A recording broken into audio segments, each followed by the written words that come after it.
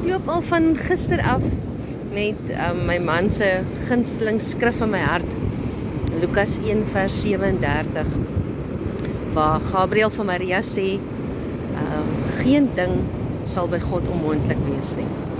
Ons as mens is mos maar van nature selfsugtig en selfgesentreerd en ons wil dinge ons way ons wil moet gebeur, ons wil dinge hê soos wat ons dit wil hê.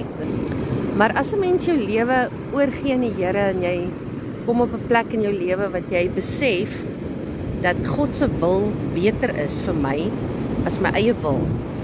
En saam met dit besef jy dat geen ding by God onmoontlik is nie. Is dit nogal 'n baie besonderse plek om in 'n mens se lewe te wees. Want daai oorgee aan God se wil en hom volkome vertrou en weet dat hy weet wat die beste vir my is, vir my lewe, vir my omstandighede, sy planne wil vir my lewe. Joh, julle, dis 'n baie besonderse plek van rus en van God vertrou en van oorgee. God kan ons absoluut vertrou, 100%.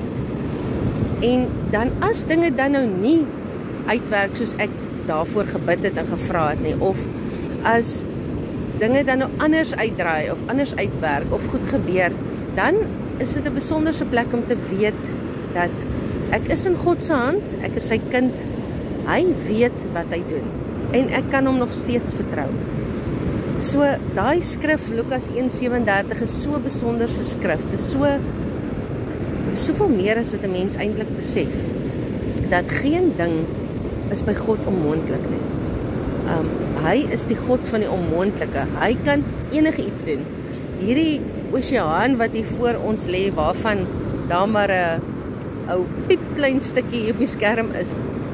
God het dit geskep. Hy het 'n woord gespreek en hy het goed geskep. So, wat is my en jou probleme dan nou vir hom? Dit is mos nou absoluut niks nie. En dit is 'n wonderlike gedagte, dit is 'n wonderlike plek om by uit te kom in jou lewe, is om in die rus van God in te kom en te besef, hy weet wat hy doen. Niks is vir hom onmoontlik nie.